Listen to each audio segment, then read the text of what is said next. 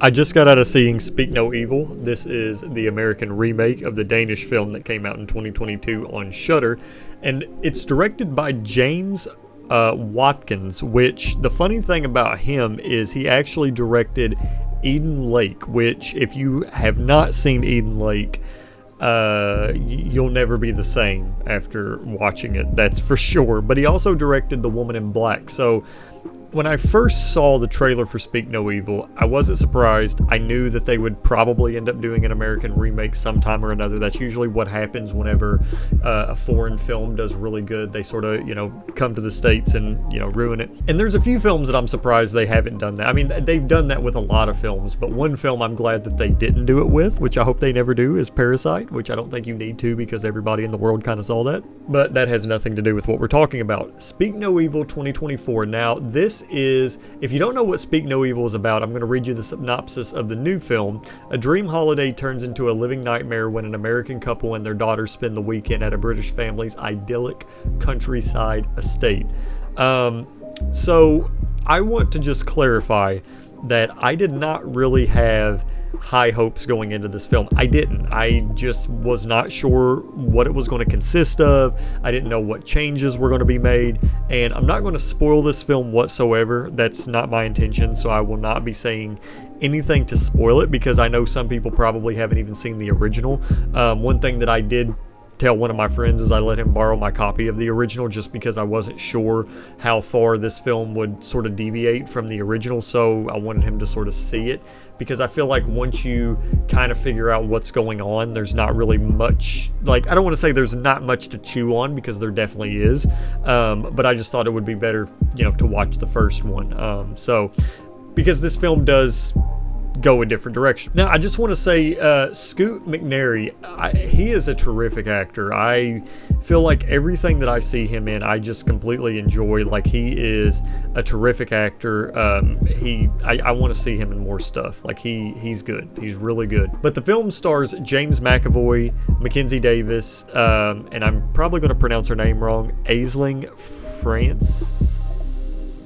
Not even going to try. And for the most part, if you have seen the original Danish version, you know what you're getting yourself into. It keeps the same story beats to an extent, but it makes these little changes throughout, where I will say this, James McAvoy's character is a lot more charismatic than the original dad in the original film. James McAvoy owns this role. James McAvoy is a terrific actor, and he had me laughing my ass off in this film. There were a few instances where he just goes off the rail, and there's these little subtle things too. Like, again, no spoilers, but there's this one where his wife brings something up, and then he gets really emotional, and me and my buddy, we were just laughing our ass off at that part, because it's just, he goes to the extreme. When it comes to James McAvoy's character in this film, there is only 1 in 10. There is no in between, and that's what I loved about it.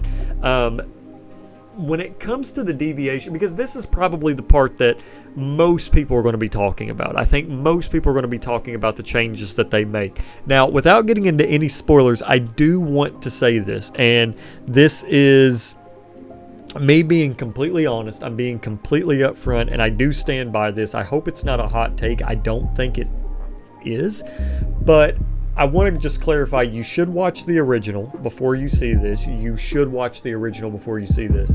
And then you should watch this one, because they are different enough movies where I think you can have an enjoyable time watching both. It's not like a funny game situation where they're both practically the same film from the same director. That's not the case at all. These films are different and they go different directions. But I will say this. The remake of Speak No Evil, I think, is better than the 2022 version, but I think the last third of the 2022 version is better than the remakes. So they both sort of have strengths and weaknesses, but I just have to applaud Speak No Evil for being as good as it actually was. Again, I did not have high expectations going in this film.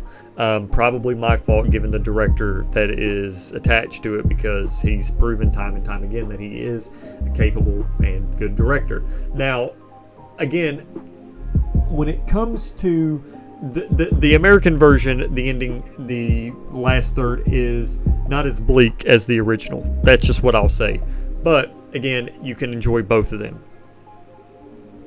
It's really hard to talk about the film because it does go into like, it is a spoiler heavy film. Like, there is things that happen in it.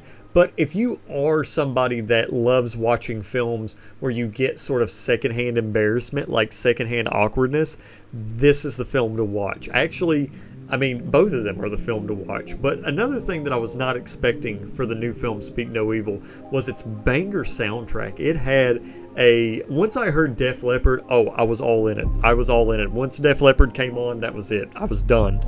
And I'm just pleasantly surprised. I just keep becoming more and more surprised as I go to the theater. I love it. Keep it coming. But anyway, September is going to be a pretty good month for films. I have The Substance. I'm seeing that next week. And then I think I'm seeing Megapolis the next week after that. And I'm actually seeing Joker 2 early, so I'm so excited. Yeah, so get ready for that. But anyway, guys, if you guys enjoyed this video, maybe leave a thumbs up and maybe subscribe. If you guys want to check out my link tree, you definitely can. My filmography is there, so if you guys want to check out my work, it would mean the world to me. You can also see it on IMDb and Letterboxd. Just trying to meet new filmmakers, trying to get my stuff out there. But anyway, guys, take it easy, and I'll see you next time.